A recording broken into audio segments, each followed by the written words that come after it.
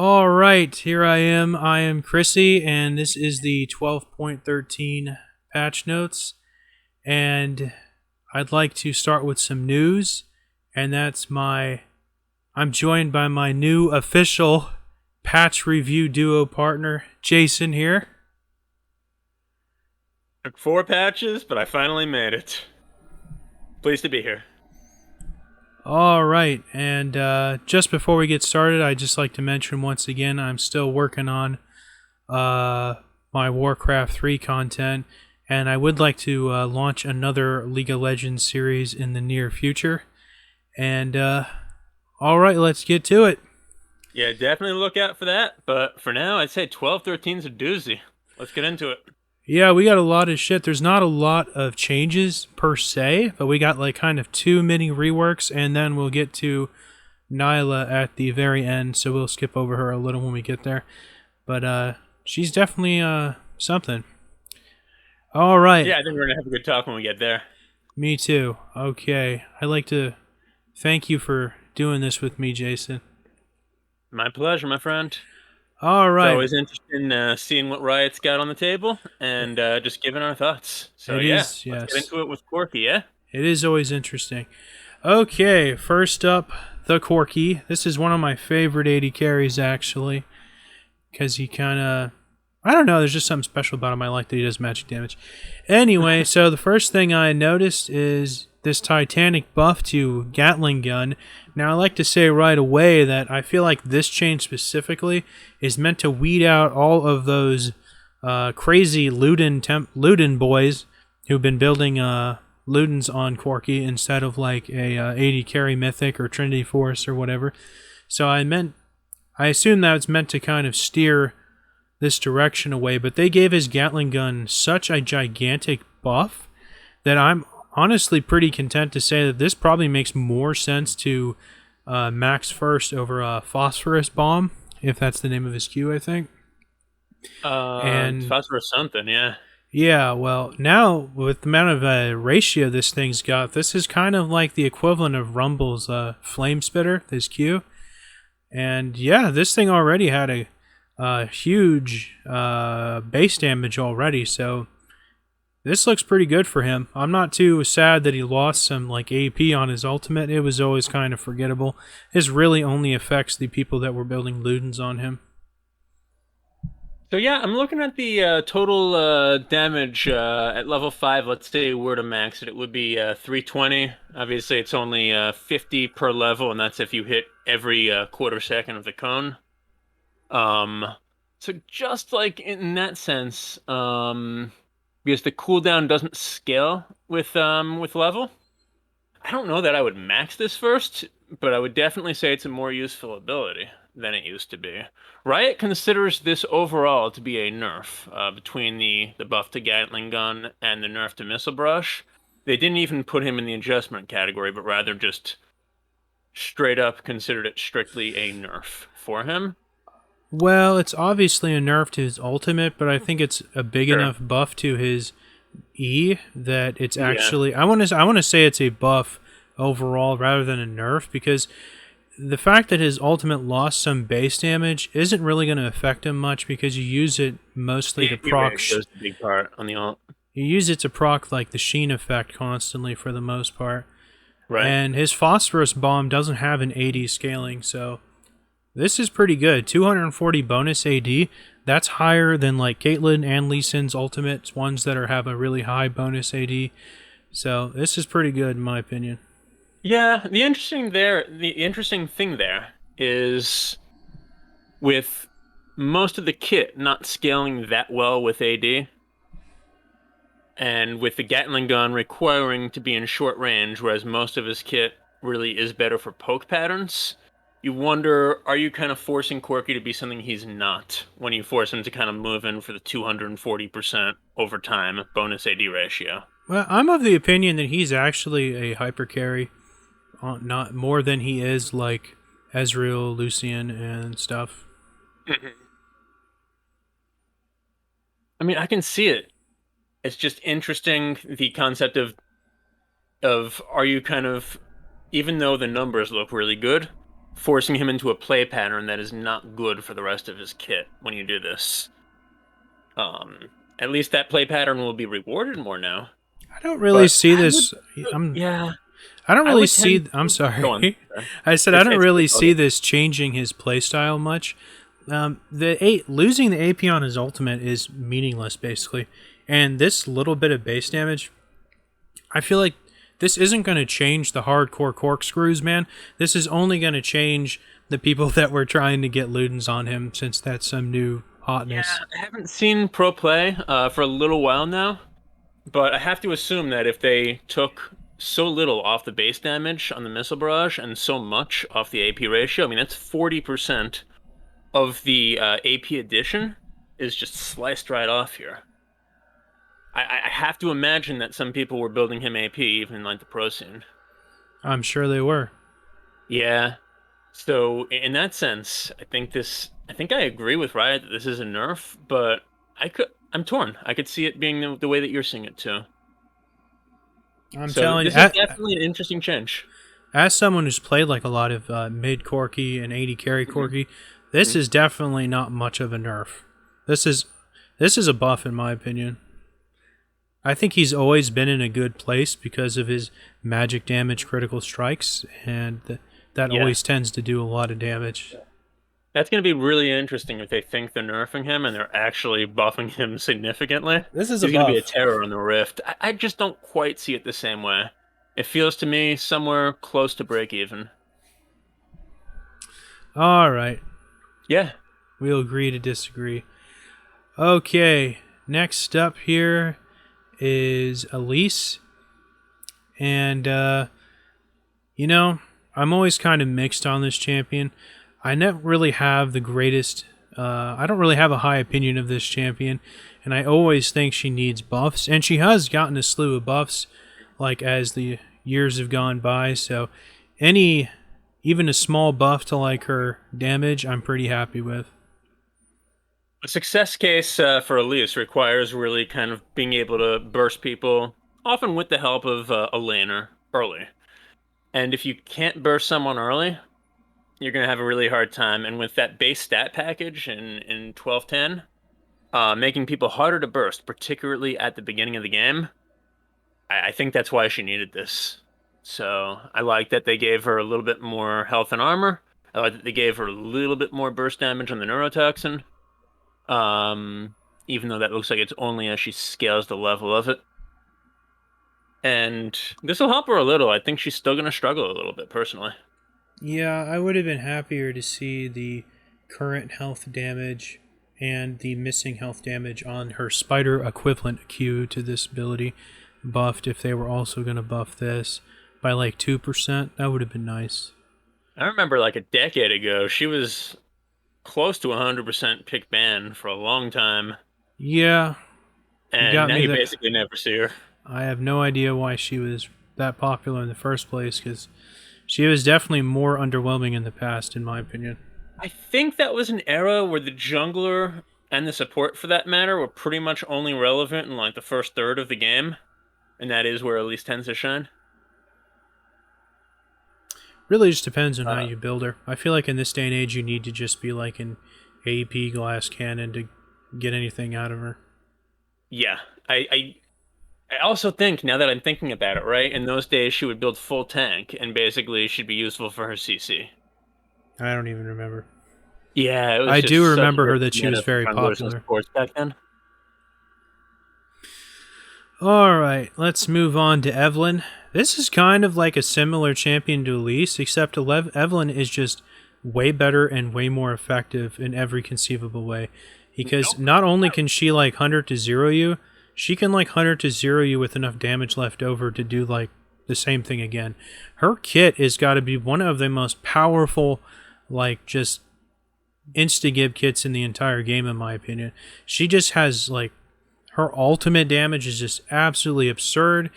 As we'll read right here, she gets all this free magic pen basically, and they're buffing it, and that just blows my mind. I guess we're gonna attribute this to that fucking durability buff too. But man, she like melts tanks. She does so much magic damage and has so much shred at her disposal. with like the extra items in the game. This just blows my mind how she got all, specifically this change to Allure. This just seems so unnecessary. She really is an incredibly potent assassin. I knew we'd come to blows at some point, Chrissy. And now that I'm a regular, I feel comfortable saying that I think that's a horrible take. Okay. I know I have a lot of people who disagree with me out there, but I think Elise is the second worst champion in the game. And I think she has been for a long time, right after Nidalee. Elise? She Do you mean basically Evelyn? has a power point between like level 6 and 9 or so, where she's pretty good. You talking about Before Evelyn? that, she's... What? Yeah, I'm talking about Evelyn. Oh, you said Elise. Elise is pretty bad too, but I meant Evelyn. Thank you. Okay.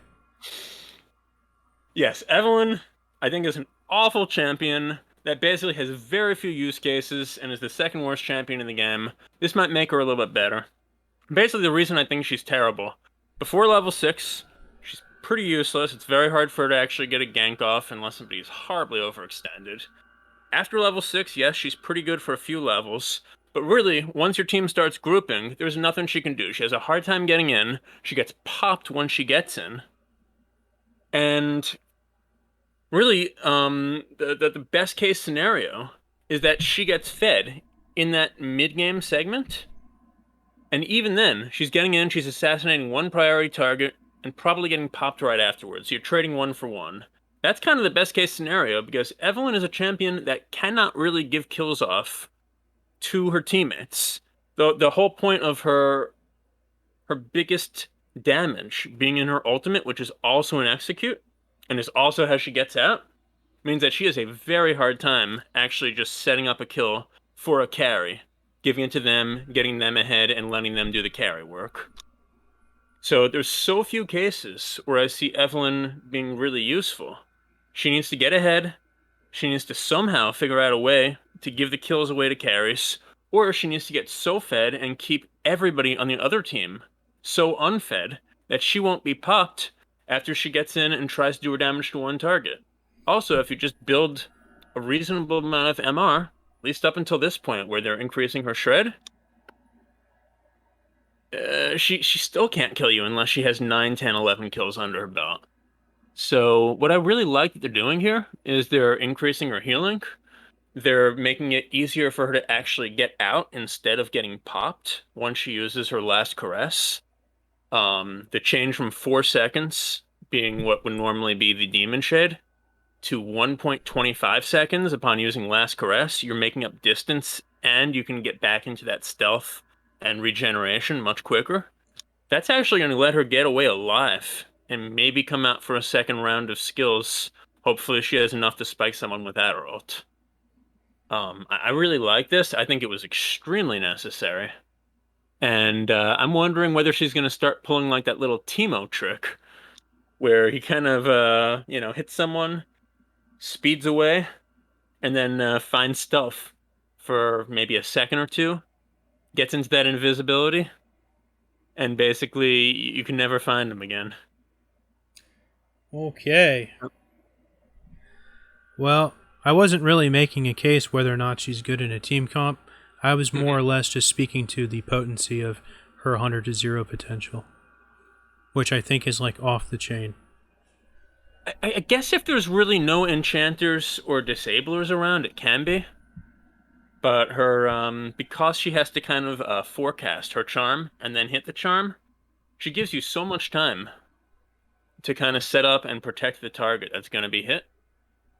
And for that reason, I think if you just have good CC on your team, or you have people who can help a carry get over the spike, I feel like she's useless in those cases. So to sum it up, you like all this? Yeah, I really like these changes. I still don't think she's going to be great, but I think Alright. she might see usefulness or utility in a wider variety of games now. And I'm really interested to see what some of the good Evelyn players do with this shorter buffer from Last Caress into Demon Shade. Yeah. Okay.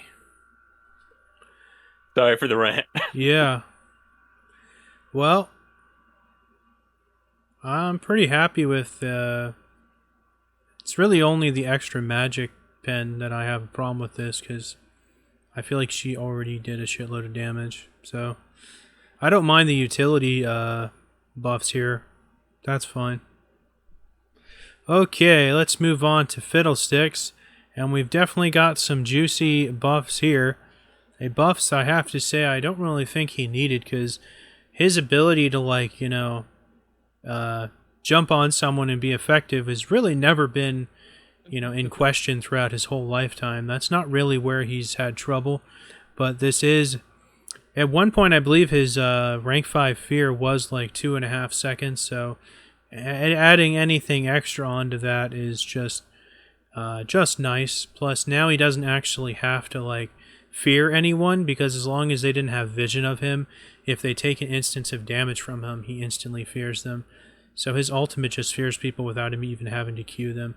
And a buff to his ultimate, I have to say this is pretty unexpected, because this has been the same since basically as long as I can remember.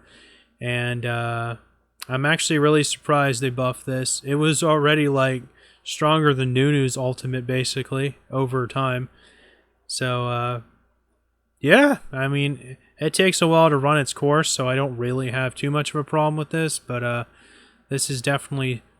This is going to put, like, I think, support Fiddlesticks into the realm of legitimate now, because buffing these base numbers are everything to support since they don't have as much gold, and 750 damage at, like, rank 1, I mean, that's just redonkulous. This is definitely going to put support Fiddlesticks over the edge, in my opinion. Yeah, that's a really good point about support Fiddlesticks, because, like you said, they're not going to be able to build as much AP. They're not going to be as reliant on it. And if you look, the base damages seem to have increased kind of more than the AP ratios have, in addition to the longer CC on Terrify. So yeah, I think support Fiddlesticks probably is going to be pretty good again. I was really happy when they knocked the Terrify at max rank. I believe it was 2.5 seconds down to 2. Maybe half a year ago. I just said that. And I'm a little sad to see them putting more length back into it, because it's really kind of one of the least interactive things that happens in League when you're just sitting there feared. It's not real hard to get off. And yeah, he's going to be quite good, and I'm going to be sad about that. Yeah, I really can't believe they buffed the level 6 damage by this much. This seems... I'd be hard to believe they're not going to go back on this in the next patch. This seems kind of silly to me. You're throwing a prediction out there? They're going to, like, revert half of it? Revert the whole thing? What? They'll probably keep the ratio and then drop the level 6 base damage back to, like, 650 so they can still say they buffed it. I see. And then maybe, like, scale it back up to 1625 as you get...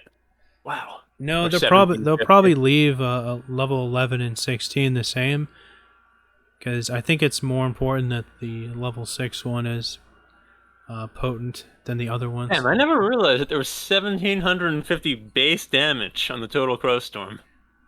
That's insane. Well, that's the buff. It was 1625 for like 10 years. That's fair. I never realized it was 1,600. Pretty crazy. I mean, yeah, it's over a long period of time, but that's an insane amount. The only way this could have been crazier if they, like, increased his, like, blink range with it too, or something. Yeah, if you have, like, a Zac coming in and just, like, bringing your team into the center of that, now that Zac's a laner, Fiddlesticks coming out of the jungle, or Zac on jungle, Fiddlesticks on support. It is crazy how quickly that can pile up if you don't have a way to get out of that. Yeah, this is pretty silly. 1,500. Okay, next up we got Galio. And I'm really happy to see this change. This is actually pretty sure this is a revert to a nerf he got a long time ago when they decided to give all of his abilities, like, meaningful AP ratios.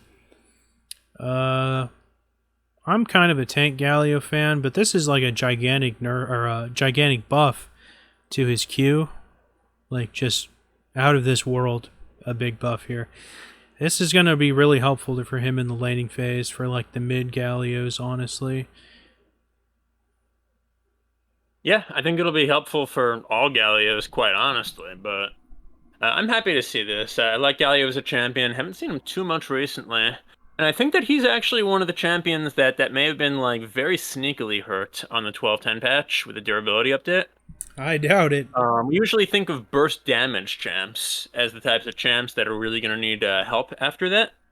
In the case of Galio, he's kind of a burst CC type of champ. He can put out a lot of CC at once, and then the cooldowns are very long before he can do it again. So he's helping other champs essentially kind of burst you down within the 2 or 3 seconds of CC he provides. But I think that thinking about the types of champs that were going to be hurt in 12-10, we thought of bursty champs. We thought of champs that already had very big health pools. This was the type of champ that we didn't really, or at least I didn't think of as somebody that was going to need help later on. Go on. I think I specifically mentioned Galio and Silas because they had the best base stats in the game. I'm pretty sure if we mouse over this, he was like a 2600 before, so yeah, he's yes, for that reason as well. But I was talking about more the fact that he was that burst CC type of champ, so it was actually kind of a double whammy in a way, and that might be why he needed help now. But I'm happy to see this. Sounds like you are too. Yeah, I really like Galio. I like him on support, and I like him mid. Yeah. He plays a lot like Leona on support, kind of. And he does have kind of a hard time going mid, but he kind of shakes it off pretty easily because his Q is good at farming from range. And now it's just going to be better. Yeah, I'm pretty happy with this. He's kind of a... You got to be kind of careful with him because a lot of people tend to build him like a bit like way on the heavier AP side because he can get pretty crazy with his ratios. He has like really, really high AP ratios on all of his abilities.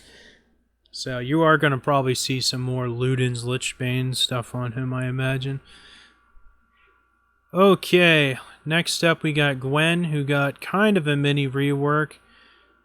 She basically got nerfed in a few bunch of places and then buffed in a few bunch of places. And I guess they weren't content with the last couple nerfs she got.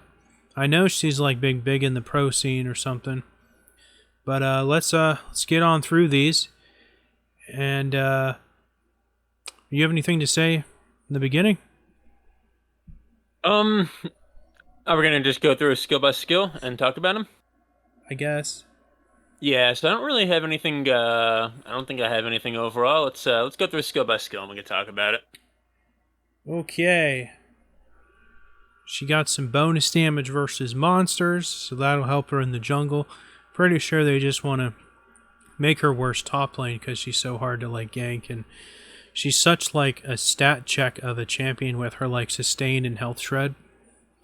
So I think she'll still be good after all these changes are said and done. There are a couple that I don't like.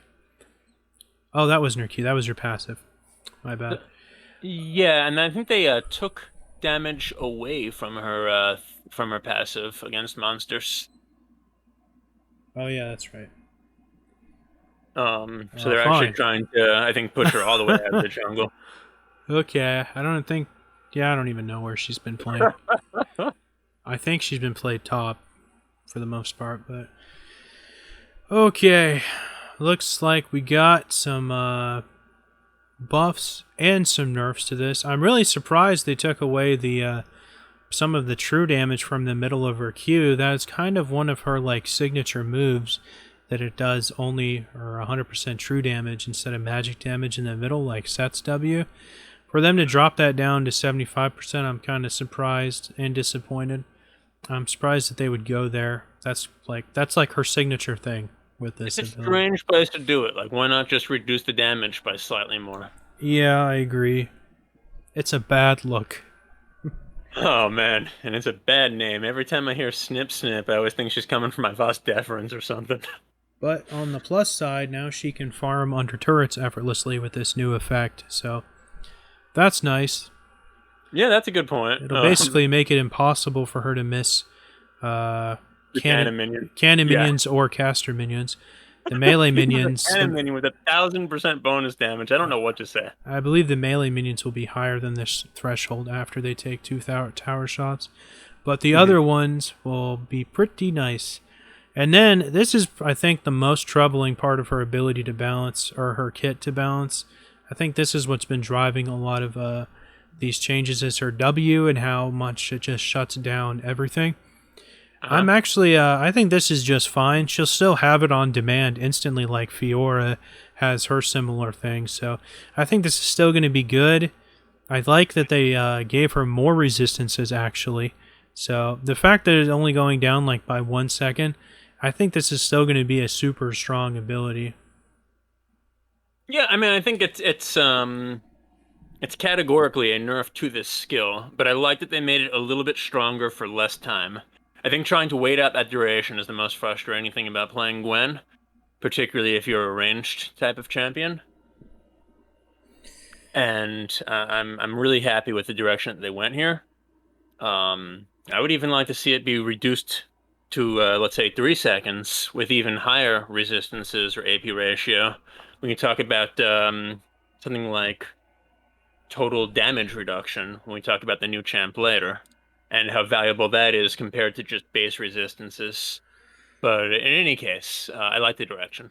Yeah, I kind of like playing Gwen myself, and I don't think it would be a big deal if this was even 3 seconds. It's just the fact that you can bust it out instantly and how potent it is. So yeah, I'm happy with the extra resistances, even if it lasts 1 second longer. Yep. Okay, next up. We got the skip and slash, and this is what makes her like so sticky on people. And yeah, this is pretty good actually. This is what you max second on her, and it's still going to be really good. And she got the attack range back that she lost like several patches ago. This was like 75 when she first came out, and now it's back to 75. So that's going to make her even more annoying, especially when you get the old level 1 cheese that almost every Gwen always tries to like get you to do. She's definitely fallen for that more than once. She's definitely one of the biggest level 1 like cheesers, that's for sure. And like a buff to like the Nashor's component of this ability is just going to make her even more bananas. So all in all, I'm more happy to see that she got a lot of buffs to just her consistent DPS, even if her Q got nerfed. Yeah, this is pretty big. Even with the cooldown refund, 50% in all ranks means in those first 10 levels, you're going to be able to keep getting a pretty nice refund on this and make her even scarier early on. Oh, that's the part they changed. Sorry? That was the part they changed. Yeah. I mean, sorry. Went in the opposite direction. Okay, yeah. So it used to be 50%, now it's 25 to 65%. So she's actually scarier late game. This is superstar analysis from Jason, huh? Yeah, but to compensate that, they raised the cooldown, so, you know, it's whatever. Right, and they also gave it some extra attack range, damage. Like, she's going to be pretty scary. Overall, in that front, she'll probably be around the same because she's not a champion that can stack a lot of CDR. She kind of needs Riftmaker and she needs Nashers. And after that, she doesn't build a lot of other on hit items. Yeah, she doesn't build a lot of other cooldown reduction after Riftmaker, to be honest. She just gets more tanky. Maybe she'll get the hat last, and even that doesn't have cooldown reduction. So this is probably going to have her around the same amount of stickiness, I would say. Okay, let's move on to her ultimate, and this is actually the part that I liked the least. Well, actually, I didn't like the thing with the true damage, but I didn't like this either, actually. The fact that she no longer has to basic attack or Q someone to keep doing the second and third recast of her ultimate, I definitely don't like, because there was a certain kind of like escape potential for her victims on this thing, and this ability is a slow, so she doesn't even have to hit you anymore. If she gets you with the first cast of this, it's a slow, so that means she's probably going to get you with the second and the third one too. I really don't like that they did that. I feel like it wasn't much of a big deal that she had to tag you again with an auto or a Q for that, and it got a damage bonus anyway. So this is a gigantic buff to her ultimate, I'd have to say, in terms of just usability. So you don't like that it's no longer kind of kiteable by staying out of her basic attack range? I don't like that you can't play around it anymore by not getting autoed or being queued by her. Now she always gets all 3 casts of the ability. That's definitely I If don't I like. had to guess, this might be aimed at being a buff to most levels of play and a nerf to very high skill and pro play, where it would be very rare for them to use this skill when they wouldn't be able to follow it up with a basic attack. And the pro players and just anyone who's real good, they can weave the autos in so seamlessly that it was better than having the 1 second cooldown that it has now. So that's my guess for their intention. On the I agree with you. It's yeah. tough overall. On the downside, when she was on your nuts, she can definitely fire all 3 of these faster than like 2 or 3 seconds. So, in terms of DPS, this is actually a nerf, because she could fire them all faster than that. Right. Okay. Yeah, if you were able to weave the autos in quickly. Since this is a little rework, let's do a recap. How is Gwen right now, Jason, after these changes? After these changes, man, it's hard to tell. I think that the buffs to the skip and slash was what she's really using to stay on you. I think even despite the reduced base, the increased base cooldown, combined with the easier needlework, I think compensates enough for the Hallowed Mist to make her even a little bit stronger than she is now. That's my feeling. I was actually going to say the exact same thing. Huzzah. All right, I forgive you for Evelyn. I agree. I do think this is going to make her a little bit stronger than she already was. As long as they don't touch the passive damage on her 1,000 cuts, that they, I think she's still going to be a powerhouse, because that's the thing that just lets her chop everyone the hell up. Yeah. Do you think this is gonna change anything about how she builds? Because I feel like it's gonna be the exact same. Oh no, man! She has to build Nashers and Riftmaker. Yeah. Every game basically. You can go without Nashers if you want to, but you have to have Riftmaker. And there's really no choice. When she was like first being released, and I first read about her skills, I was already be like, "Yep, Nashers Riftmaker, you got to do it." I'm like, it's just that obvious, you know. I was always a little bit surprised she didn't build Sheen items. I mean, I know she can in like very uncommon scenarios, but yeah, her DPS is just so consistent. I don't think there's a point in taking a burst item like that over a defensive AP item when she has just so much damage already. Yeah, I get it.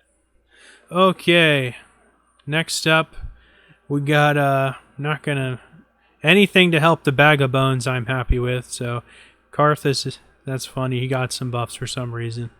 Eat your heart out, Rush. I actually used to play a shitload of Karthus when I was younger. Mid or jungle?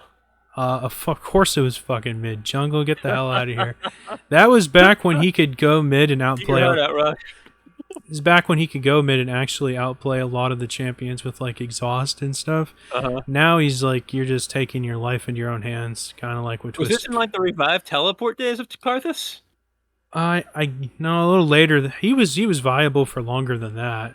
Yeah, I think it was right around like season like 4 or 5 that he's just too slow and old to get by mid. Not that I wouldn't still bust it out if I knew I was playing against like Twisted Fate or Aurelion Sol. He is still really fun to play. I do love Karthus. Why do you like him into TF or Aurelion Sol? Just because they're the types of champs that roam a lot, so you want to be able to help that fight? No, because they're really slow and not good 1v1 like him too. And his DPS is still like really impressive. So any matchup into a champion that scales really slow is kind of a matchup where Kassadin as well. No, time is like Kassadin used to be like really shitty for a long time, but the way he's kind of evolved with the items and the game state, his laning phase doesn't really stay weak fast enough. I feel like Kassadin would shit on Karthus like even way too fast too. Gotcha. Yeah, even stuff like Azir that's also super slow. No, you really got to dig deep down. It's really just only like Twisted Fate, maybe a Nivea, and like Aurelion Soul. That's pretty A much, very forgiving matchup. yeah, something very slow to scale. Man, I mean, I guess like a Nivea does scale slowly, but I feel like I'd much rather have an Nivea on my team late game than a Karthus. You know, it's just, I feel Karthus has a bad rap. There's a good way to play him where he can be not a psychopath and just sit back there like an AD carry and do a ton of damage. His Q is redonkulous DPS. The people that just want to die so his passive like goes off forever, that's not the right way to do it, man. He can do so much damage if he stays alive. Well, they're going to have an even harder time doing that now because he's going to be more durable. You're right. Higher armor, higher health growth. This is a nerf to suicide, Karthus. You're right. Right. Won't be able to use your R as quickly, guys. Okay. Your 1200 AP, get out of here. Next. Probably linger too long on a change like that. Okay, next up is Kled. And, you know, a lot of people probably don't know what to make of this champion. He's not very popular, but he is very good. He's just kind of misunderstood a lot, I think. Kind of like Camille top as well. And, I don't have a problem with this, like, kind of meaningless change to his Q. It was never about damage, it's all about the grab. Now, I don't like this change to Violent Tendency. This is kind of his bread and butter trading skill, so he really needed this cooldown to not be touched. Because he doesn't have mana, so this just, his little super fast smacky 4 times, it's gated. They reduced his cooldown. Like, this is a buff. Oh, wow. I don't know why I must be like you're right. Okay, then I'm happy about this, because I like Kled too. Oh, you're absolutely right. It can be a little bit confusing, right? Because like the site that you're showing, the League Wiki always says change to this from this, and then the when you actually look at the patch notes on League of Legends, it says changed from this to this. You know, with that little like double arrow sign. I actually just that can be a little bit confusing if you're used to reading both of them. Yeah, I never read the ones on the client because. Well, then you have no excuse. You're right. I can't read those. They're always written by like. They found some like 12-year-old high school girl to like read those or write those or something. It's like embarrassing to read. That's why I always read them on the League Wiki. You don't like separating the good Aries from the great ones? I don't like hearing all these goofy platitudes and jokes all the time. I like how Wiki is like just the facts, you know? You're right. I am straight shooter, I guess. I kind of like the way they write the League client ones. Anyway, getting back to Kled, I was totally wrong. This is an amazing buff to his W. Great buff. This is an amazing buff to his trading potential because this is a really strong ability when he gets like the 3rd or 4th auto attack that does a ton of max health damage. Yeah, the 4th one. Yeah, this thing is really good. Yeah, Kled is a bully first and foremost. He is a 100% lane bully. He's specifically a lane bully that's good at countering all of the other lane bullies, like Darius and some other ones. Right. Now remind me, did the Violent Tendencies have any change whether he's mounted or dismounted? No. This ability stays the same. Only the same. So that'll be really good for getting the... getting the remount as well. Only his Q is replaced when he's dismounted. Got it. And his shotgun thing. Yeah, his E is deactivated when he's dismounted because he can only do that on He's a champion with a weird flow. I think that he tends to do his best work, kind of 1v1, not having a whole team whacking on him. But at the same time, the ult is kind of used to get there to a team fight. He's really good. He's really good 1v1 early game because of his just insane like statistical like advantage with the extra stats he gets from Skarl. But in the late game, you definitely want to group with him late game because he is such a brick wall. He's one of the tankiest champs in the game, in my opinion. Right. He can be really good 1v1 late game, too. I play with a friend a lot of 1v1s, and this is one of his favorite champions. Oh, there's some cheesy. There's some cheesy. Just run you down and kill you. Yeah, there's some cheesy ways you can build him to make him really strong 1v1 for sure. But like you said, he also kind of wants to get there for the team fights. So he's a champion with kind of almost mixed identities and a weird flow to the way that he works. I think that he has a lot of success I've seen in games where people don't quite know how to play against him. Yeah, he's a Um, pub stomper. yeah, he's definitely one of the pub stomper type of champions. But if you know how to play against him, yeah, I mean he's not super powerful, and I'm kind of happy to see him get buffed. I like seeing him in my games. He's fun. Yeah, I like him All too. right, now this. Sorry, go on. I like him too. What were you gonna say? I was gonna say like the Master Yi is kind of like to me the most surprising change of the patch. Yeah, think so.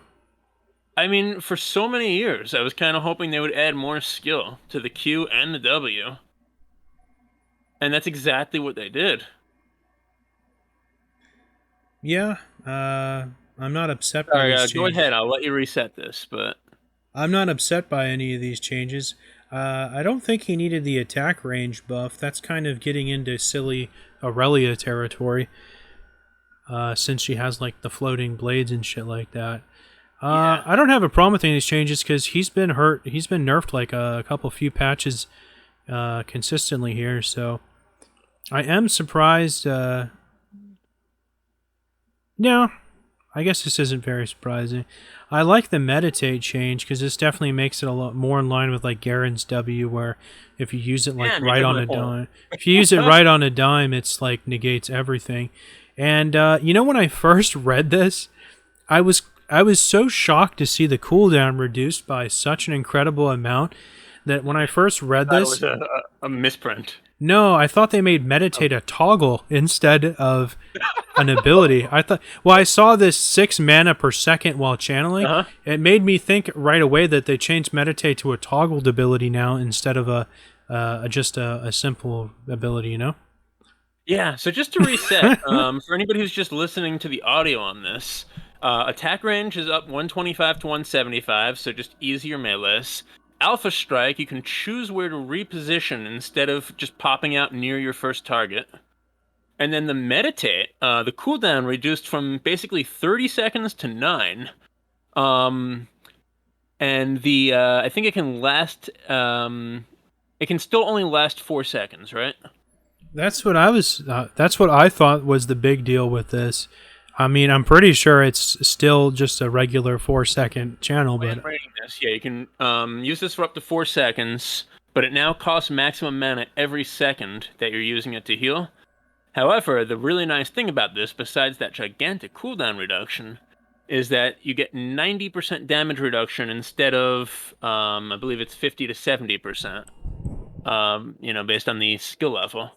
You get 90% in the first half of the channel. So if you see something like a Vagar ult coming at you, you can meditate right before it hits you. And you're going to take like 100 damage. yep. Also, once you stop using meditate, it's going to damage reduction will stay on you for half a second now, which is also really nice. So now you have an Alpha Strike, which is I think about a 12-second cooldown, which is obviously reduced by every auto attack as well as when you get your resets. You have the Meditate, which is now on a 9-second cooldown. And that will also reset by 70% every time that you get a takedown while you're in your ult. Or I think even when you're not in your ult, as long as you have level 6. Um, Yeah. and you're gonna have like 2 or 3 alpha strikes and 2 meditates during a lot of team fights now. Meaning that you have like 5 different opportunities to dodge damage. And these are significant opportunities. Alpha Strike makes you unhittable for most skills. Meditate can reduce the damage by 90%. This is going to require a lot of skill. The really good Ys were using Meditate in this way anyhow, but now they can do it 3 times as often. This is insane. This is a huge, huge set of buffs to Yi. I think he might rise to having one of the highest win rates in the game. And he's also going to be a higher skill champion, so I like the direction. I think he's probably going to have to see some nerfs soon. What do you think? Uh, I mean, just the Alpha Strike, even being able to choose where you reposition, means that the other team is going to have to kind of like reset and find you with their cursor for a fraction of a second instead of just knowing where you're going to pop out I don't. and slamming you. I think most people don't realize exactly where he's supposed to pop out now. So I don't really think Players always do. this isn't gonna change that as much as you might think. I actually think the fact that he got 50 more attack range is more significant. That's Do you gonna think make that's him bigger than either of the other changes, or just the Alpha Strike? more than the Alpha Strike. The Meditate is definitely incredibly clutch. This is Huge. literally a second lease on life if you use it appropriately. And a third and a fourth every 9 seconds. I don't think the fact that the cooldown got reduced by a ton is as significant as you make it out to be, because if you think about the way he's like his kind of play style is, he's just gonna go willy nilly with like his ultimate, and his meditate is like always going to be up because it was either up because he didn't use it yet at the beginning of Highlander, or he killed someone and it's going to be basically up again anyway. So the fact that they reduced this, I don't think is as significant. I mean, of course, it's a big deal, but I don't think any of these changes are going to push him into like top lane or anything like that. No, but I think he might be one of the top junglers in the game. Like one of the top 1 or 2, honestly. Well, I honestly think he was already a really strong jungler before these changes, even with all the nerfs he got. At least there's no way to funnel him with Taric mid anymore. As long as this iteration of Mastery exists, So I think. as long as this iteration of Mastery exists, I think he'll always make some kind of goofy return for funnel strats. That's It could just, be. he just has so many steroids that he's just so potent with like gold, you know. Yeah. That's really all I have to say about him, but I think we're going to be seeing a lot of Yi in the near future. Not in my games. You're just going to ban him? Me and my friend always ban Master Yi and Vayne every game. We don't want to see that dumb shit. I don't want to see Because it. you don't want to see it on the enemy team, or you don't want to see it on your team? I was just about to say that. I don't want my jungler to pick it, and I don't want to play against it. You know? Gotcha. Either one. I don't want to watch someone play it either. Okay, we're going to skip past Nyla for now and then do that later, but I look forward to talking about that. Okay, next up is Olaf, and this is just a revert to, I don't know, I probably made this joke like 5 times already about how they just like can't see 2 weeks into the future or something. This is a revert on, I believe, the initial value when he was initially reworked like a month ago or something. On Yeah, Berserker I don't know. Rage. I don't know exactly what the numbers were at first, but I think this is 4 out of 5 straight patches or something like that, where they've given him alternating buffs and nerfs Yeah. in subsequent patches. They just can't get the numbers right with this guy. Yeah, honestly, even his passive was better before his rework than it is now, even. He got like 100% at level 1 before. They just made it so he gets that 100% like... Yeah, I don't even know. It caps out like at a higher health total now. So in some ways it's better, but early game it's worse, and it was better before he got reworked. As like a trading tool. Right. Giving him 60% bonus attack speed, though, in the early game rather than 40, that's pretty nice. Yeah, but 100 all the time was better. That is true. 100 all the time is definitely better than 60 to 100. Considering all he does is auto attack, kind of, it's like, you know, kind of a He's big very deal. much a stat checky type of champion. Yeah, that's I think the reason they're having such a hard time balancing him is because he needs to get to that low level where he basically is almost healing more damage than he's dishing out. Of course, if he can do that, he's overpowered, and if he can't do that, he's underpowered. And it's very hard to hit that narrow target for a majority of games where you don't know whether he's going to be a little bit underfed or a little bit overfed. Very hard type of champion to balance. that's exactly why he'll probably get reworked within like the next 3 years. Oh, certainly within the next 3 years. I was going to say, I think that I would put the over-under at 5 more times we're going to see him on the patch notes in the next 10 patches. What do you think? Over or under 5? You mean like the next 5 patches in a row, or less than the next 5 patches in a row? The next 10 patches, we'll see him 5 times. Less than that, then. You think less than 5 times? Yeah, I would say probably twice more. All right. Yeah, I think they're just having a really hard time balancing this guy. think they've already banged their head against the wall in enough patches after he got reworked.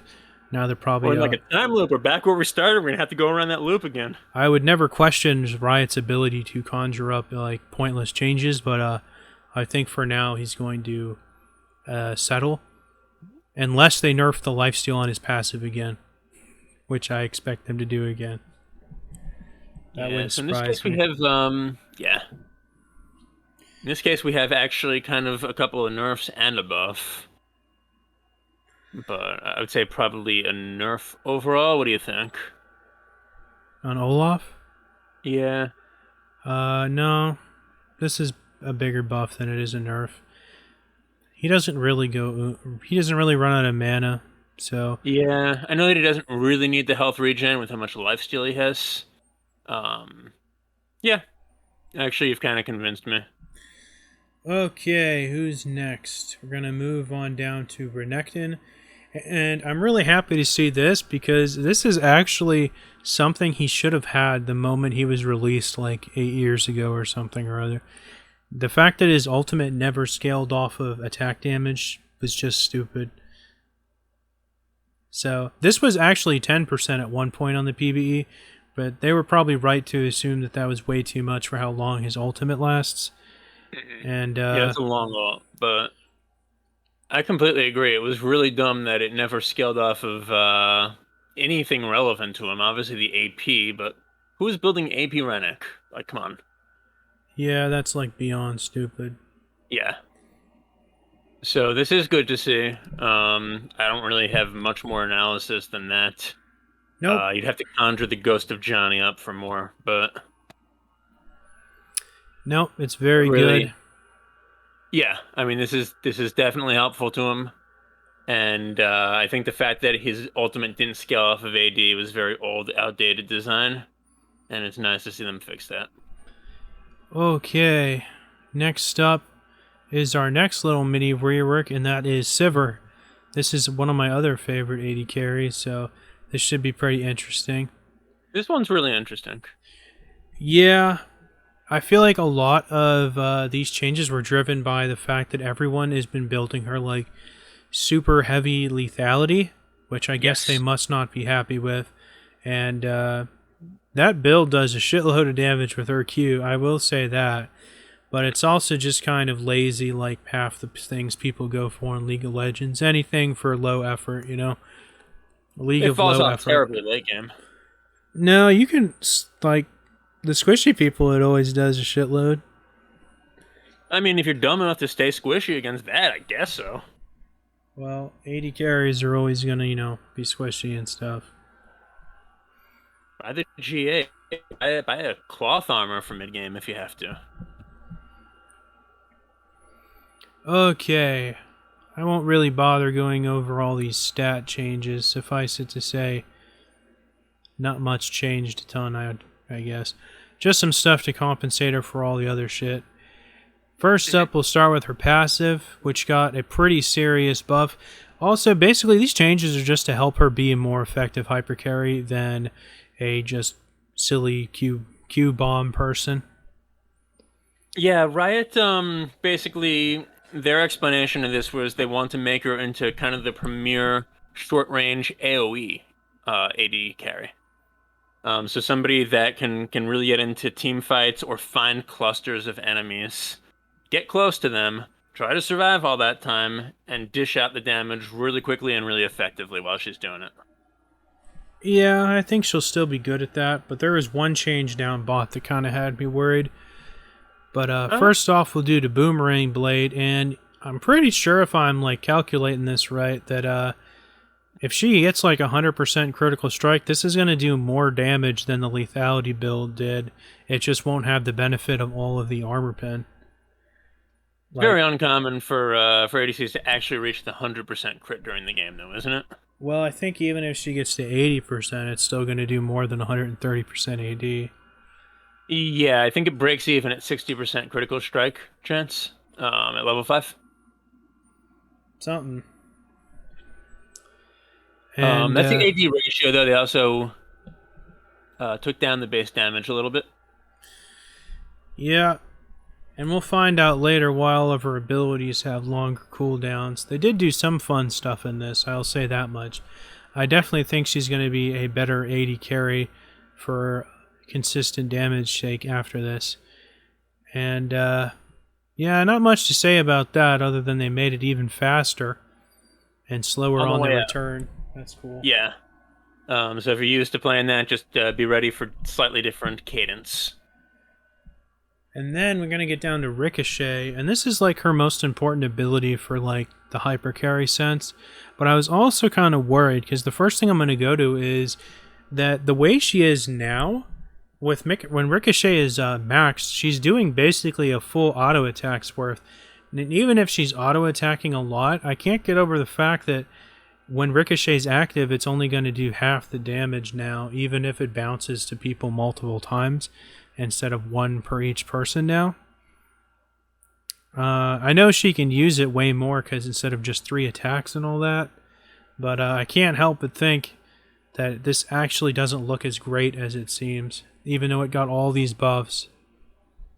Well, I think it can bounce to more people now. It can bounce and hit somebody twice instead of once. Whereas in the past, I think it had to hit new enemies. Right? It couldn't hit the same target twice, although multiple ricochets could hit you. Yeah. Or multiple auto attacks. It could bounce infinite times before, as long as it was something that didn't bounce already. Right, but how many times were you going above 8? I don't really think I don't know. The fact that it can bounce the same person more than once, I don't know if that's going to make up for this. My instinct is that it will, but I'm not totally sure either. The AD ratio is reduced by a lot, especially as you get close to level 5. But in return, I mean, that new effect of you get bonus attack speed whenever Ricochet is active instead of needing On the Hunt to trigger it, I think that's pretty big. Obviously, you have On the Hunt a lot more in the late game, but I think in the mid game, that bonus attack speed all the time while Ricochet is active is going to mean that you're dealing more damage despite...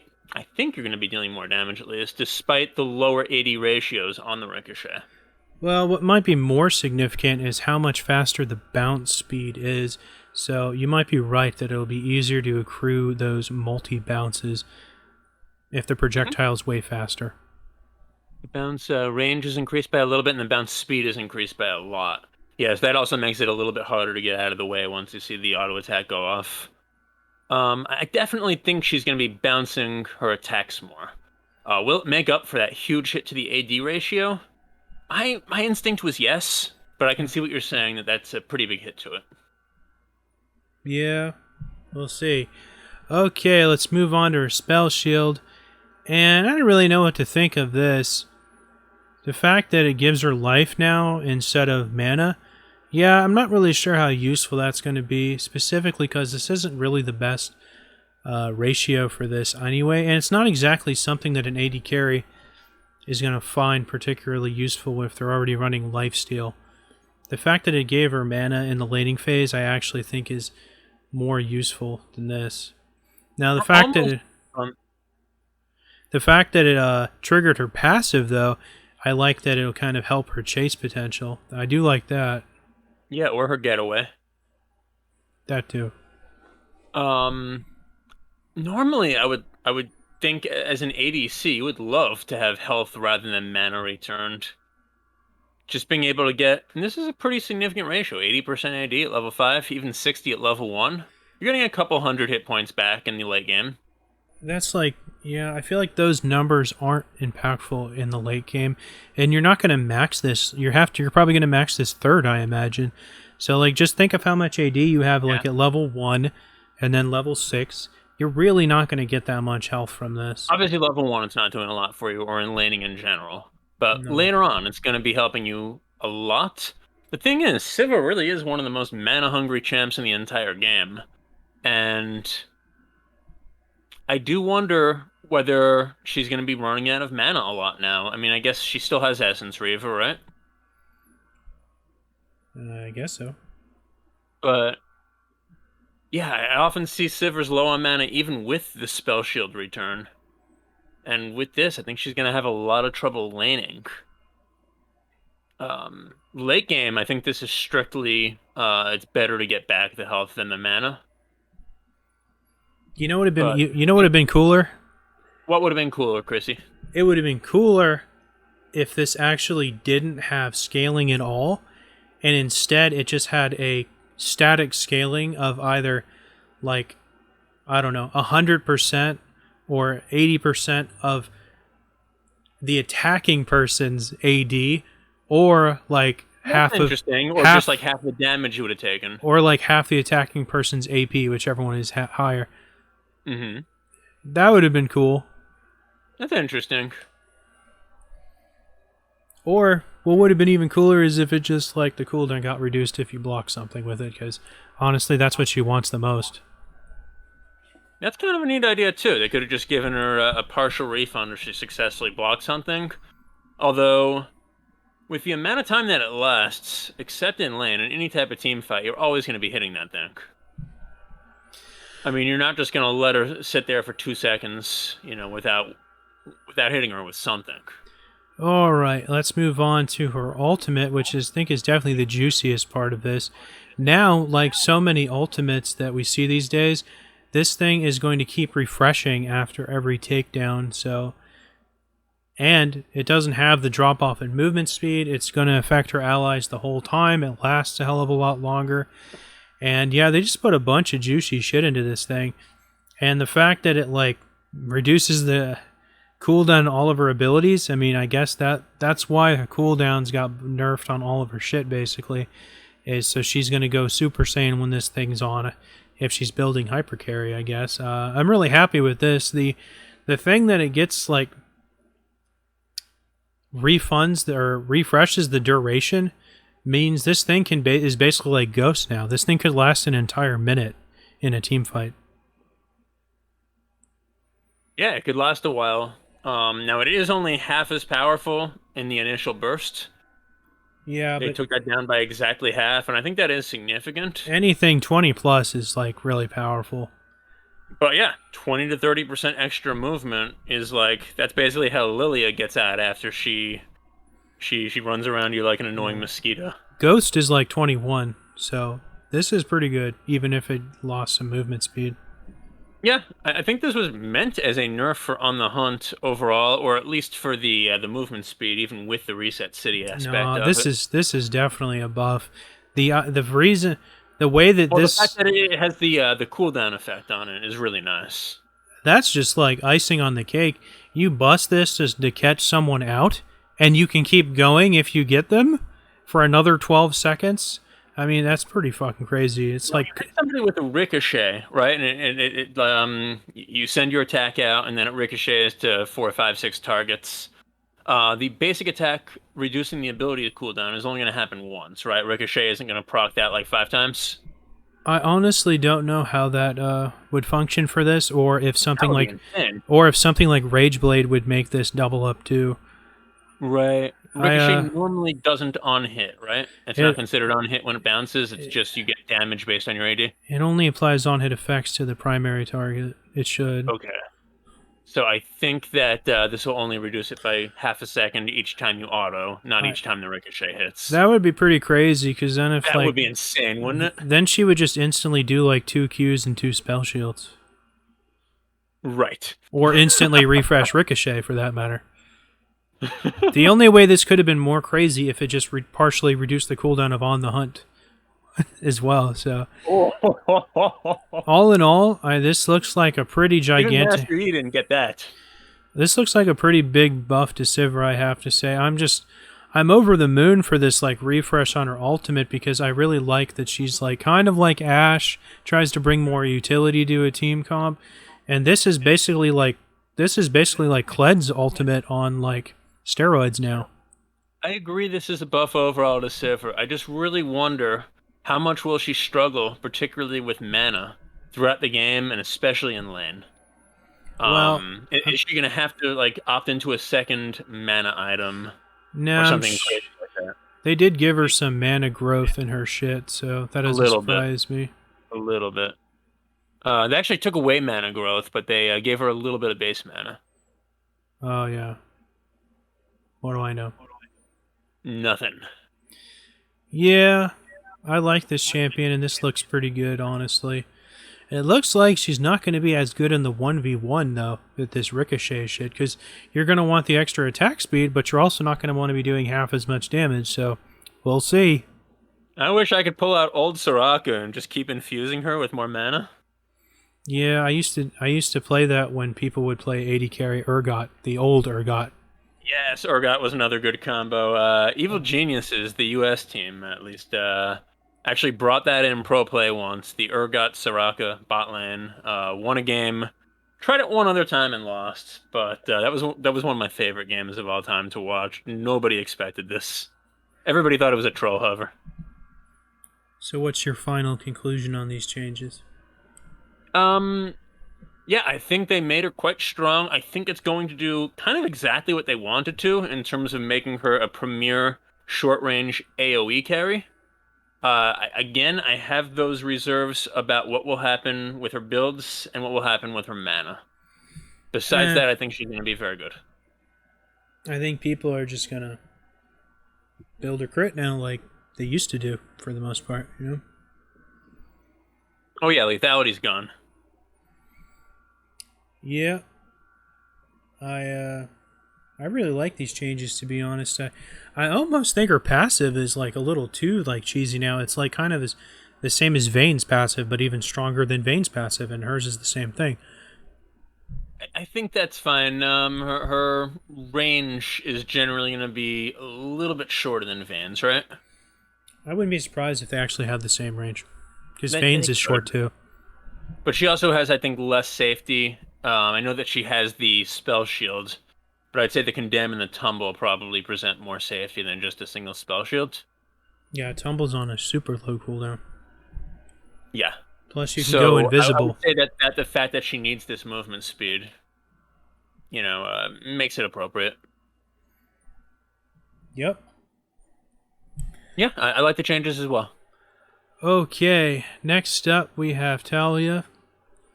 I don't have really much to say about this. Looks pretty good. Apparently they're gonna try to throw her ass in the jungle again with these changes. Yeah. I actually haven't really seen her played very many times since she got reworked. I see her occasionally. I always thought she was going to be very overpowered and very commonly played after the rework because, first of all, they made her more fun. But second of all, I've played a few games of her, and even when I'm not hitting a lot of the W's properly, she still seems pretty strong to me.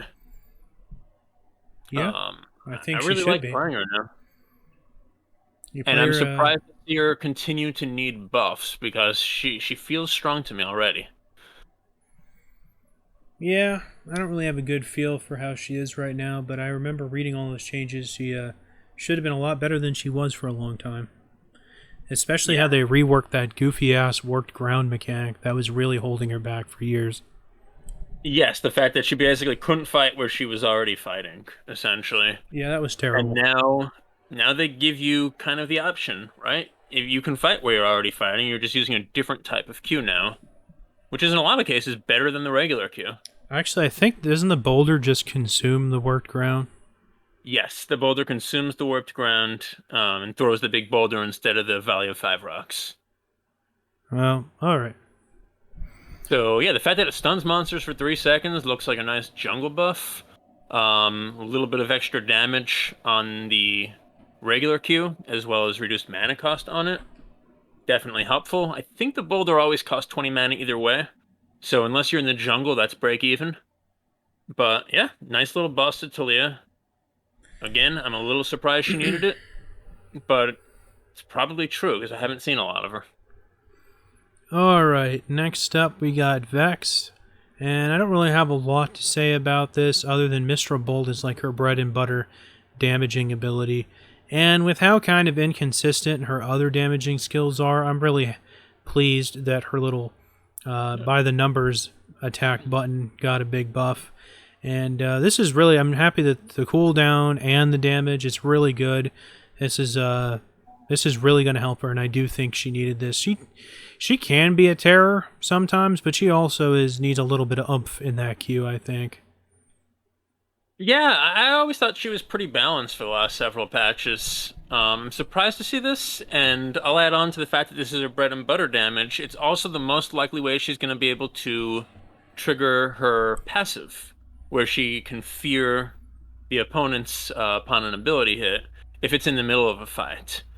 This is the one she's kind of going to be using to throw out quickly to make an escape, or to kind of change the nature of a fight where one of your teammates is about to die. I don't think And that's so getting true. a cooldown reduction, I'd say, is even bigger than getting the AP ratio increased. This is pretty big. Yep.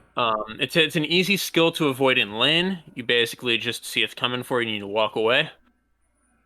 But in team fights, it's a lot harder to dodge, and that's where this is going to be a really big change. And I think this is going to make her quite strong. Yeah, it's way easier for her to fear people with her shield than this ability, because her shield is literally instantaneous. This has like a travel time, and it's kind of slow. Yeah, but in the middle of a fight, you're going to be using it a lot. So if people are dashing around and that timer finally resets, I don't know, I'd still probably try to use that rather than wait another 7-8 seconds for my E. Well, I'm happy to see this. Yeah, it's as a Vex player myself, I like it too. Alright, next up we got Volibear, and I'm not really sure why he got nerfed. Because To he be was very honest. strong, or I think seemed like it he's at I least. think he's always been pretty strong though. Mm-hmm. But you never know what's happening at Riot HQ. The speed at which he can kind of run you down and then actually spike you as a fighter, almost as a tanky fighter, rather than as a champ that's made to spike people, can be really surprising. And if I'm not mistaken, this actually was an even bigger nerf at one point on the PvE than it is now. They were nerfing his little shield that he gives himself at one point too, Oof. but they thought better of Yeah, that. I think what they did here was pretty appropriate, personally. So we have the base damage reduction on Thundering Smash, a little bit less movement speed, as well as base damage reduced by just a touch on Frenzied Maul, and a little bit less ratio for your bonus health. So Frenzied Maul is going to do a little bit less damage as the game goes on. And then finally, I guess they thought that he was smiting too many dragons with Sky Splitter. That has to be why they reduced the damage cap, right? That's always what that's for. Yeah. Well, I like him seeing getting a lot of these little nerfs. I think he was just a little bit too good and was surprisingly effective at running you down even when he wasn't fed. yeah, he can be pretty cheesy in the early game, that's for sure. Yeah. Yeah.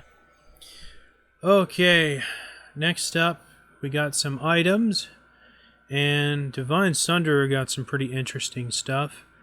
I haven't took the time to stare at this for half an hour, but it looks like they just absolutely gutted the health shred and then tried to make the heal a lot better.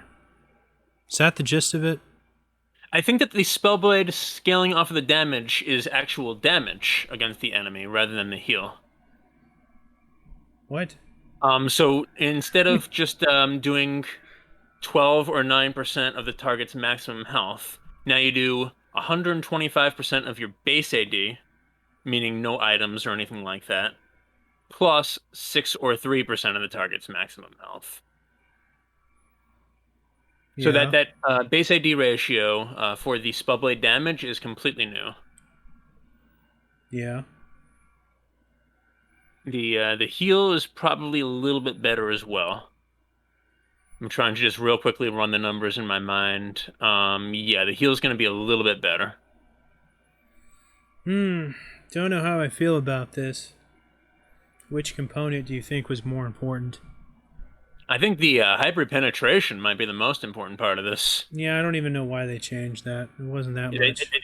they cut that almost in half. I mean, this becomes a much less useful mythic item. Well, Divine Sunder was basically dominating all the Sheen choices as well as most of the mythic choices for a lot of top laners, and even crazy stuff like ADs sometimes.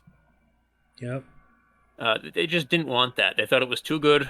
I think most players thought it was a little too good. And this is just meant as a pretty big nerf, and that's what it is. It's a pretty big nerf. I can tell you Range what. champ. Mhm. I can tell you who's going to be the most upset at this change, and that's Camille players, because this item was downright Yeah. broken on Camille, because her Q can convert the max health shred into true damage. So this was doing 12% max health true damage on her Q, plus her like base attack damage and all that stuff. So this is a titanic nerf to Q or Camille, because this was definitely her by far just insanely abusive item on her. One of the interesting and to me sort of disappointing parts of this is that one of Divine Sunder's cooler parts of its identity was that it was kind of a tank shredder. And they're by putting a lot of that power back into just your base AD as the Divine Sunder user, rather than as the target's maximum health being where all the damage and healing is coming from, they're basically saying that this is much more of a general use item and much less of a tank shredder. I wonder whether we're going to see a lot of champs, especially melee champs, start using this in the bot lane, where you don't need targets with high maximum health in order to make good use of this.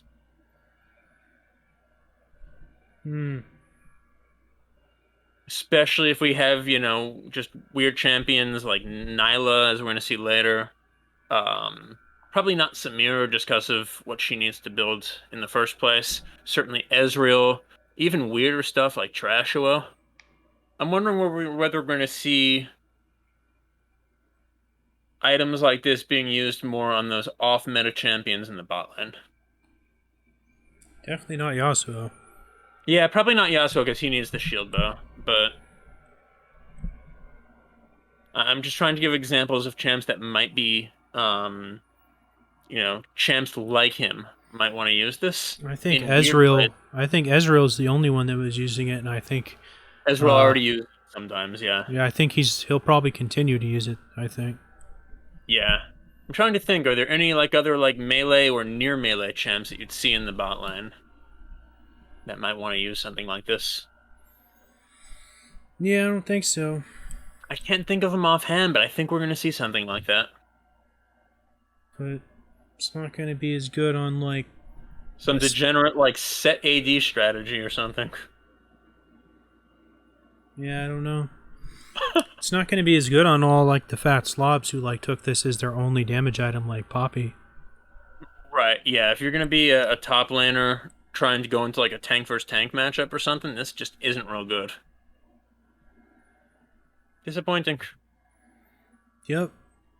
I kept checking back to see if they restored some of these numbers, but they never did. It's just a pretty big nerf to the shred. Oh yeah, yeah, for sure. And I think it was meant as such. Divine Sunder really was kind of dominating a lot of matchups. Yeah, when they first came out with all of the mythics, it was this one and Kraken Slayer that I was like, how the hell is that going to be in the game? That's absolutely ridiculous. Yeah, Kraken Slayer was pretty ridiculous. And I'm like, they ended up only giving it a few little nerfs over time, right? I think just one, and it wasn't much, and it was only in the last month or something. Yeah, I was surprised that it didn't get hit a lot more. I still think Kraken Slayer is too much. Ready to do Eclipse?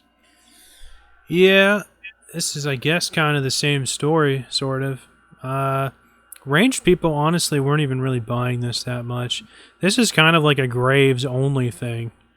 Yeah, maybe Draven. You really don't see ranged champions build this over one of the critical strike mythics. This is kind of just an assassin thing. I think we saw it a lot on Misfortune, didn't we? As well as the lethality Sivir. Yeah, you could, but I don't know. Doesn't seem like it'd be as good. Misfortune, maybe. I started to see more and more of it kind of as the months went on. And I think that they basically said, look, we don't really want this on ranged champions, especially ones that aren't supposed to be assassins. That's why I think that they changed the armor pen into movement speed. Oh, What do you think?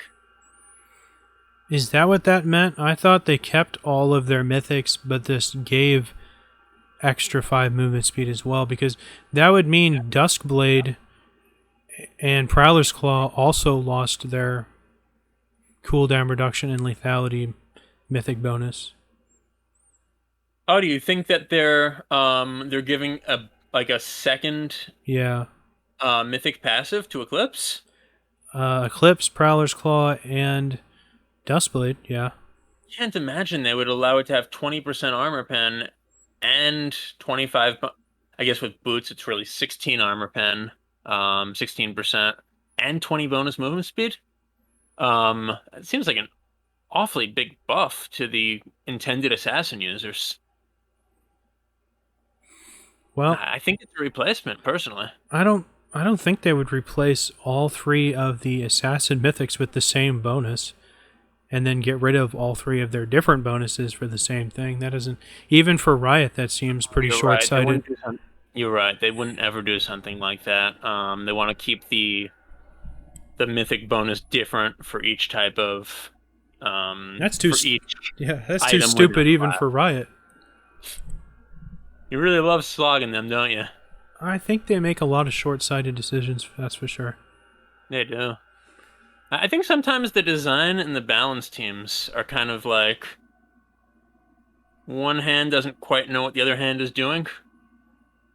At least in a very detailed sense. Maybe they know in very broad strokes. I don't fault anyone that makes new stuff for what the balance team's doing. Well, I guess I'll explain that theory a little bit more when we get to Nyla. But yeah, you're probably right. It's got to be. It keeps its 4% armor pen for each legendary item, and now you also get 5 bonus movement speed. So that's actually really nice, and that's for all 3 of those assassin items. I think Prowler's Claw and what's the other one? Duskblade. Yeah, that's pretty nice. Yeah, Duskblade gives CDR and Prowler's Claw gives flat lethality. So having that bonus movement speed is going to make it real easy to get away after you go and get in and do your thing. Yep. Alright. Is that the end of it? I just want to point out quickly the Liandry's Anguish change, where now multiple people on the same team can basically stack the effect on the same enemy champ. If you see a lot of high HP champs on the enemy team, it can be worth it to actually stack 3, 4, hell, 5 if you have a lot of AP users on your team.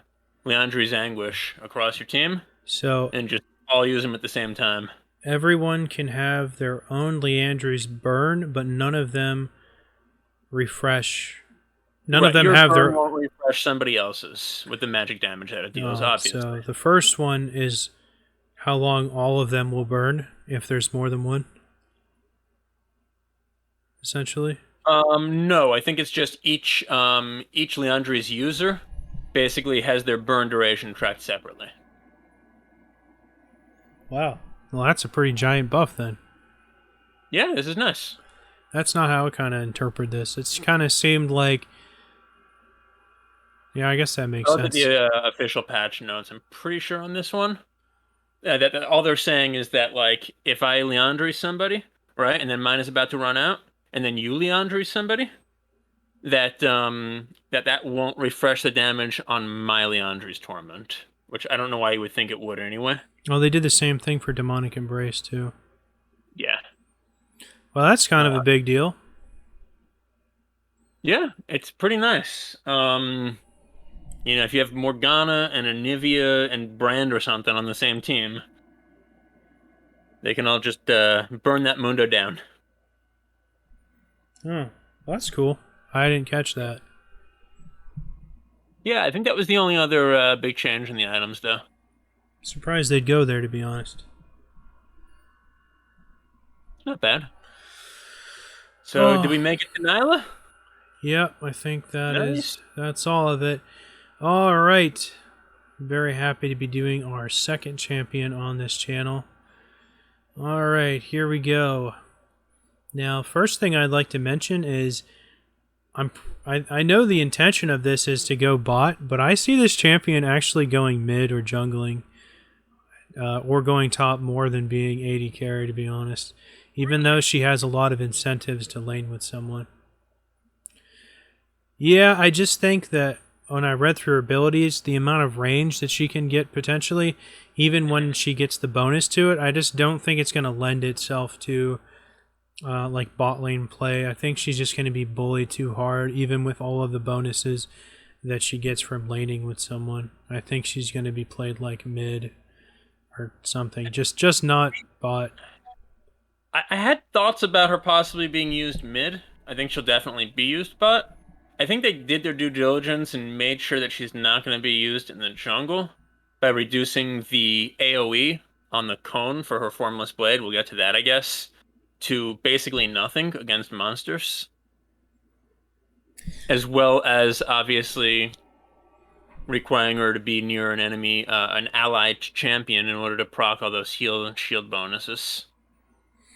Alright, well, let's start with her passive. Yeah. This first one is actually Mordekaiser's old passive. He actually had this first before he got reworked, because I guess they were thinking of they were trying to make him go bot for a while to like shake him up a bit before he got disaster. Before he got reworked. Now this next part, I actually really like that this big bonus she gets to all of the enchanter supports in lane with her. This kind of makes me want to like play Shen bot with her or something silly like that. But I really like this. I'm not sure if this will be strong enough to counter my earlier point and keep her bot lane. I really don't think that she's going to want to stay bot, to be honest. I feel like she's going to get bullied a lot, and while she does definitely has some like jump on your nuts potential, I don't feel like it's Samira levels of jump on your nuts potential. Yeah, so basically to reset, like when somebody heals or shields her, it's stronger by 10% for healing, 20% for shielding. And I believe, tell me if I'm interpreting this wrong, because I watched a couple of gameplay videos, but it's still a little bit hard to tell.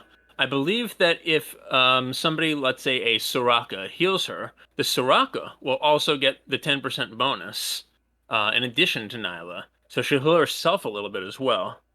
Meanwhile, if a Nidalee is near... Go on. I don't think she gets it even if the support heals or shields themselves is what happens. I don't think the support gets the heal and shield for directly healing or shielding her. Okay, so yeah, definitely if like a Nidalee is like hopping around doing nothing as usual and then heals herself, Nyla will get 10% of that healing. But what I was reading it as, when it says allies that grant a heal or shield to themselves or Nyla gain the increased amount as well. I assumed that meant that the champion doing the healing or shielding gets some of that bonus. Well, maybe they just get the extra percentage instead of the whole ability. It's not the full shield. Oh, okay. Well, that's pretty meaningless then. That's going to be like Sona. It's going to be like Sona shield levels of useful. You know, if Lulu is shielding you for 500, Shen is healing you for 1400. That's why I said when I read this kit, I was thinking of support Shen.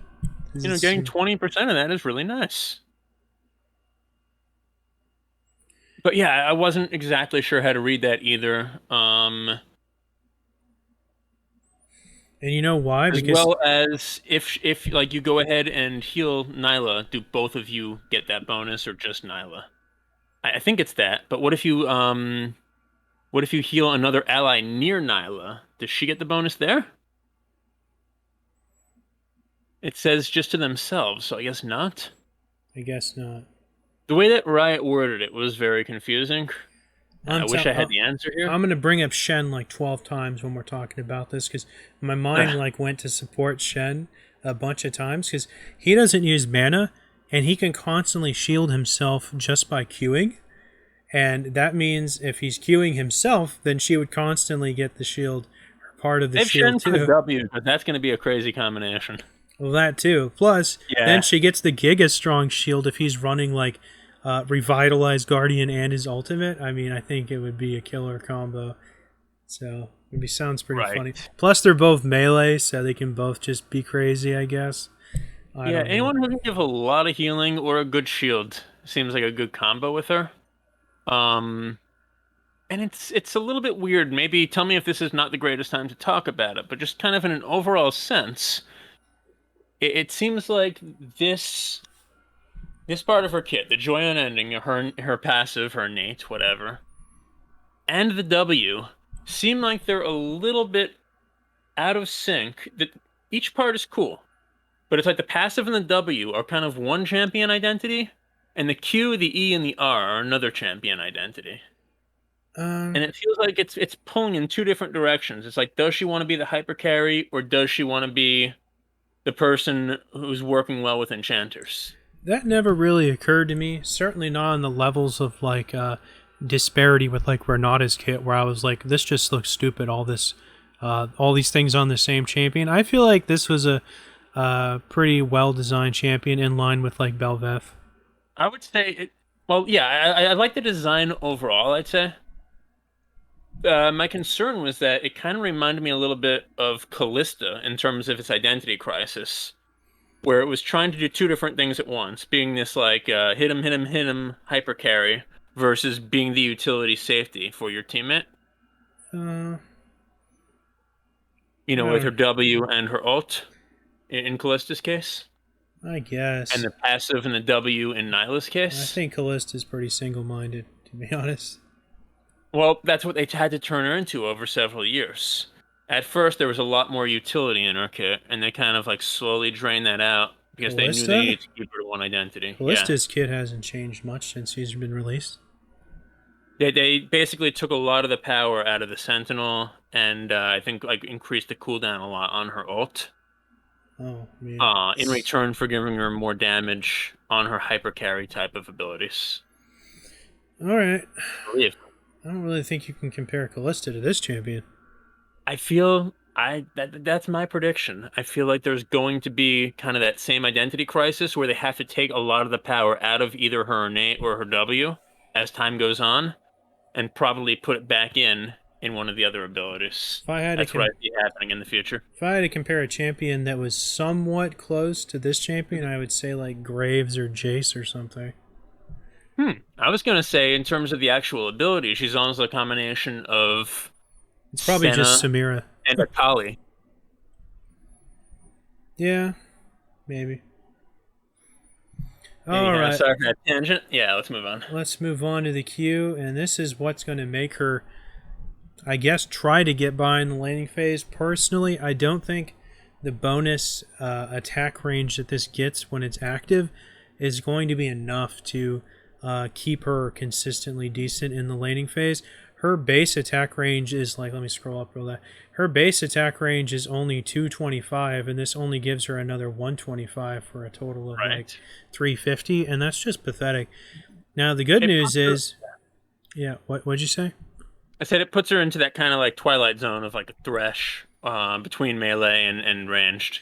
Yeah, she really needed to get up to like 500 with this, I think, or at least like 450 or something. I feel like this is really going to hold her back.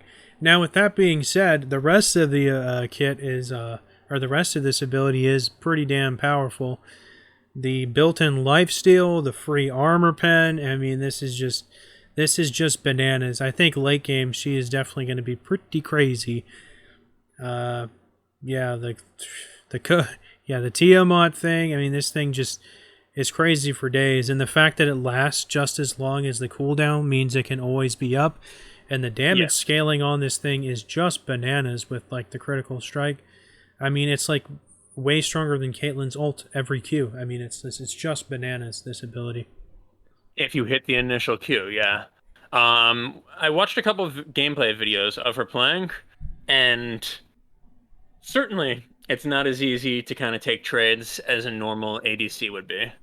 But because she has the dash and as well as the movement speed elsewhere in her kit, the lower range and the fact that she's only getting 125 bonus for a total of 350 actually doesn't hurt her as much as you might think. She has easy access to enemies if she's willing to go in. Yeah. I mean, she's gonna do a lot of damage, but she just doesn't have like the durability, I think, to not get blown up. That's possible, but I guess that's what you're relying on for your Shen support for, right? I think there might be something to it, man. Mark my words.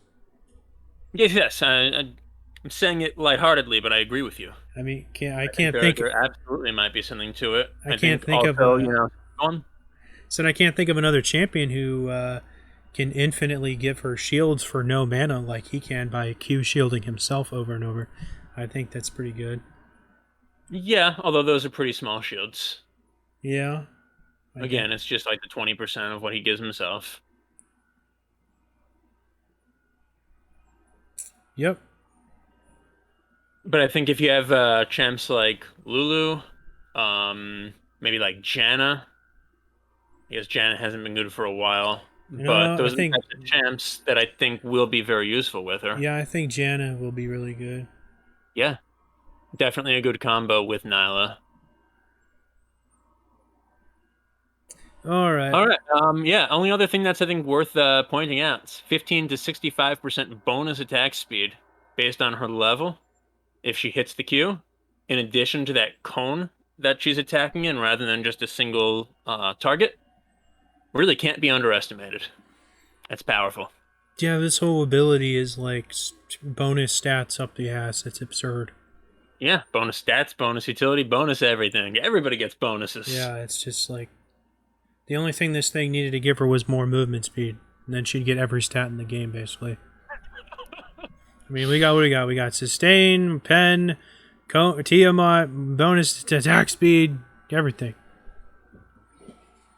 All right, let's move on to her W, and this is the Fiora-like effect here. Right? Yeah. What do you think Fiora? about? I was thinking it was more like Senna. Well, actually, it's more like Shen's. Funny enough, Yeah, it has a Shen element. Shen's is the dodge. Yes. Also, not like the blind or the straight invulnerability like Fiora's. So basically, yeah, she is going to run faster for 2.25 seconds. She can touch allies to give them the effect for 1.5 seconds. And while you're in that shroud, you dodge all basic attacks and you reduce your magic damage taken by 25%. Yep. There's a lot going on here. And I think this is a really powerful ability. What do you think? Dodging is very potent, so yeah. Yeah, That's why it's good with Shen, baby. You get absolutely. I mean, the, 2.25 seconds in this, and then another 2 seconds, I think, in Shenzone. I think it's like 1 in 0.75 or something, but yeah, they both do the same. 4 seconds of Nope the Autos. They both do the same thing, though. Yeah. And magic damage reduced by 25% doesn't even sound like that much, but if you think about it, that's about equivalent, using a very, very rough rule of thumb, to about 50 magic resist on average that you might get while you're in the shroud. I wouldn't be surprised if they just changed this to any damage or magic and physical. Right. Right now, the best counter to this Jubilant Veil would be physical abilities, which aren't reduced by this. Well, a lot of stuff like that would actually be dodged too, because an on-hit attack modifier like Gangplank's Q, Misfortune's Q, Ezreal's Q, those would all be dodged by this. Sure. But something like Aatrox trying to knock you up won't be. Nope.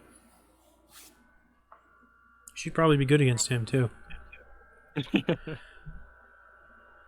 guess with the movement speed it could be. He's not good against like the hardcore fast TPS people. Also kind of nice is that although this is probably going to be the last thing she's going to level up, at level 5 it's got a mana cost of 0, which is just really nice if you're running out of mana in a late game fight or something. Yep. Don't know how mana hungry she's going to be. Judging by these numbers, I'm going to be like, not. She probably is not going to run tier. Maybe she'll run Essence Reaver. I definitely don't see her running tier. All right, next up is the dodge mechanic, or the dash mechanic.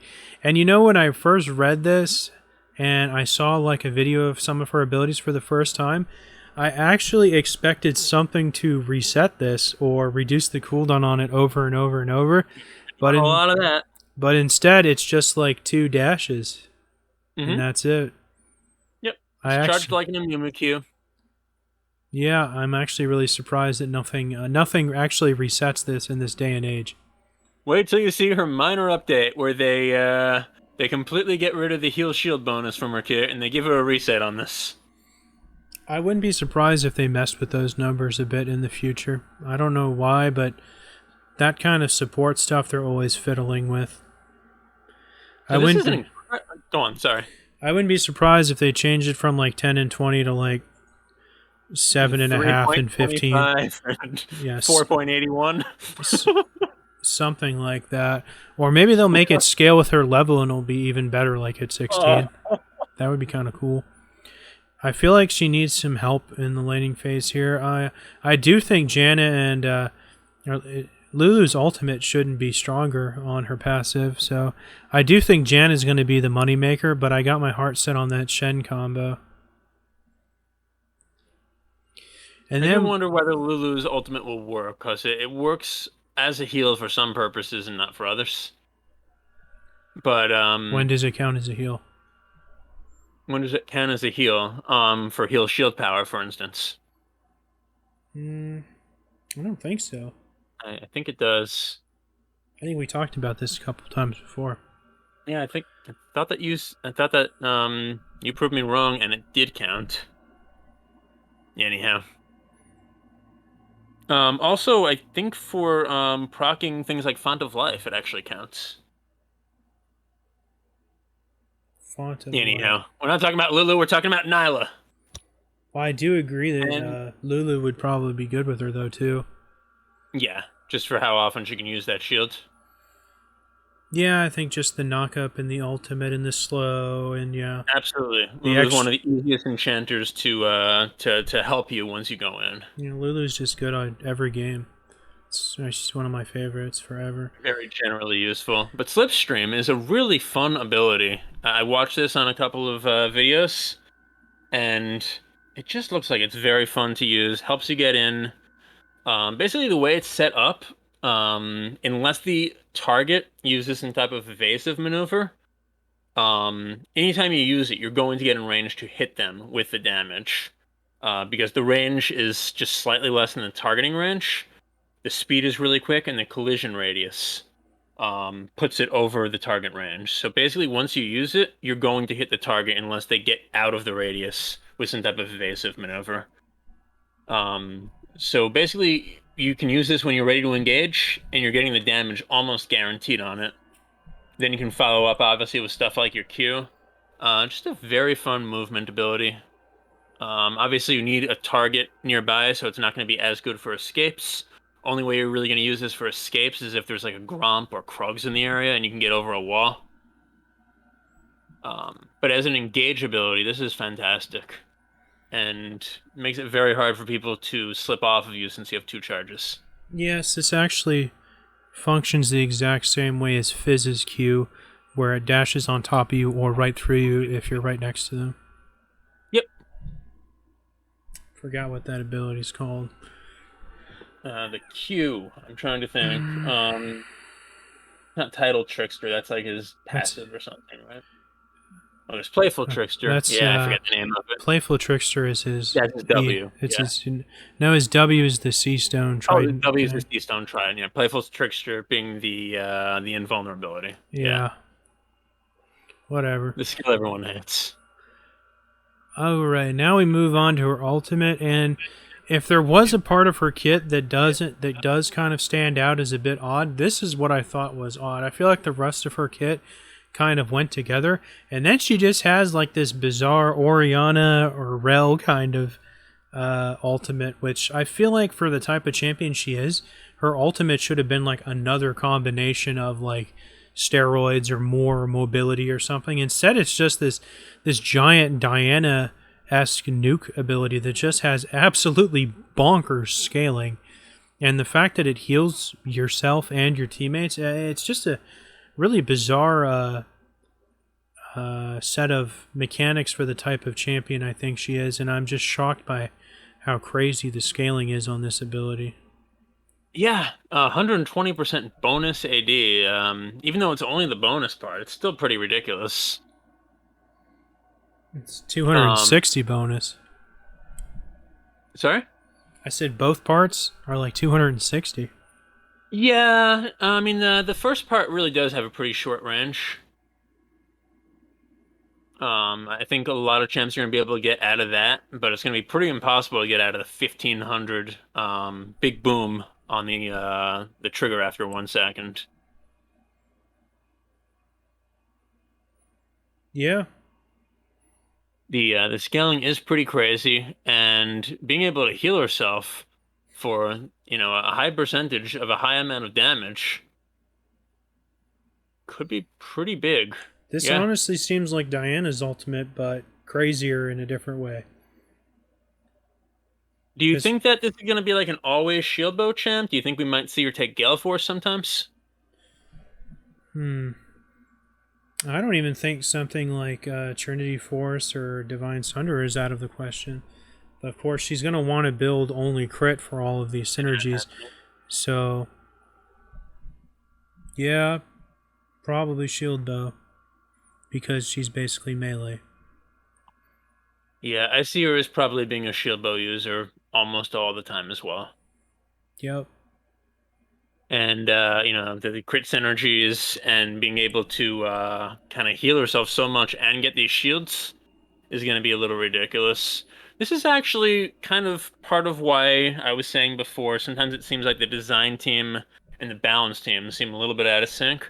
The balance team has been putting so much work into let's make the heals and shields in the game a little bit less strong.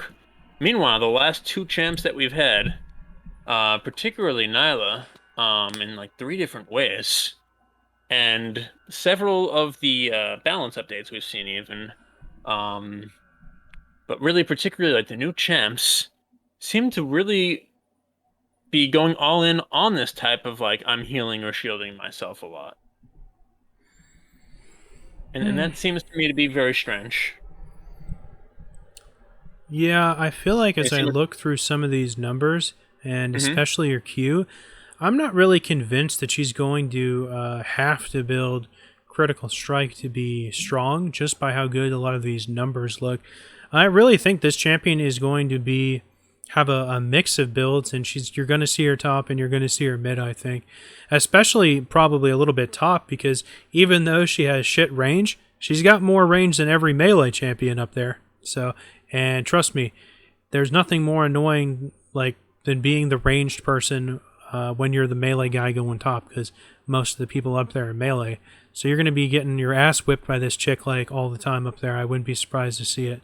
Whenever there's a ranged champion, they always have their 1 week in the sun of playing bullying melee top laners up there. I remember when Action came out and I laned against him top a dozen times. He sucked, but it was annoying. My take on it is probably between the innate and the W, the fact that a lot of utility isn't giving it to your teammates.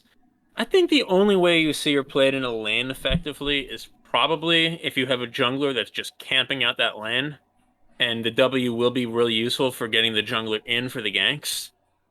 I think short of that, you're just leaving too much on the table when you're playing her in a lane. I think she's going to be mostly used as an AD carry. And I think where you see her used in a lane is going to be with something like an Ivern or someone else that can really babysit her. Well, everyone probably thought Action was going to be an AD carry, but I've literally never see him go bot. He's always mid or top. I always see him mid. And he's definitely more suited, I think, to going bot than this champion I see that guy is. in the jungle more often than I see him top. I think this champion is way more suited to a solo lane than he is. Yeah, probably. But I still think that she's going to be mostly, 85, 90% of the time be playing as an AD carry in the bot lane. Yeah, that And Shen combo might be too good to ignore. she looks like a fun champ. I still really worry about that identity crisis. I think at some point they're going to need to take a good hard look at her and push her one way or the other, and they'll probably push her towards the hyper carry mode, where she's playing almost like a Kali. But I do think for now she'll be fun, and yeah, lots of good synergies with the champs, either the enchanters or the vanguards that are able to provide shields to other champions instead of just themselves. Maybe she'll put Tarek on the map. What do you think? No, no one's putting Tarek on the map. I don't know. I mean, it'd be easier to land the dazzle if she's jumping on your nuts, and he's got a shield that he can put on her, then make it bigger too, right? If you want to make a bet about Tarek having more than like a 6% play rate by the end of August, I will give you that bet. I'm not saying he's going to be good. I think he'd be better with this champ maybe than regular 80 carries. Sounds like you don't want to take that bet. He tends to be better on like more aggro 80 carries. I think we're going to see Master Yi bot lane with Tarek before we see that combo come out too much. I don't see Master Yi. It just takes too long to get going. This champion has so much built-in shit. 9 no-cells now. But yeah, it'll be interesting to see whether Tarek ends up being worth using with her. And his 22 healing, which is 10% more now, so it'll be 24 on her. There you go. But yeah, I definitely think Lulu and Janna are going to be where it's at. I think that you're absolutely right about Shen being premier with her too. Yeah, I think with how aggro they can both play, I think it'd be pretty hard to deal with, especially if they're good about layering the dodge thing. One other crazy idea, I think we might see set support with her often. With the fact that he like literally can give himself a 2,000 health shield on his Haymaker. I mean, that's just handing her a 400 health shield it doesn't while using his attack and shielding himself. It's nowhere near that big in the early game. No, of course not in the early game. But it gets pretty crazy, yeah. But yeah, I think we might see crazy stuff like that, just with his ability to kind of run fast and engage, and she can make him run even faster with the Jubilant Veil. That might be one that we're sleeping on, that we might see actually being played a lot. Yeah, I could see that. Yeah. Any other crazy combos you can think of real quick? Well, as we're like probably past the 3-hour mark. Those two you mentioned, that the people that have shields that don't cost mana, that's what my mind went to Shen so fast, because he's got like the most spammy mana-less shield. But yeah, sets would be bigger. So I don't know whether it would like count for something like Blitzcrank or Malphite on their passive. I see no reason why it wouldn't work for Blitz as long as he's within this effect radius. I mean, it literally just says shield themselves. So you think the innate is considered an ability for that purpose? I would be surprised if it wasn't. Okay. Because I'm sure that's reasonable. I wasn't sure. Yeah. Oh man, you're gonna see her get shielded. You're like, how did that happen? Like a Blitzcrank just like running away already out of your vision, burning from an ignite, and all of a sudden the shield pops up. Soraka would probably be good on her too. Soraka? Yeah. Yeah.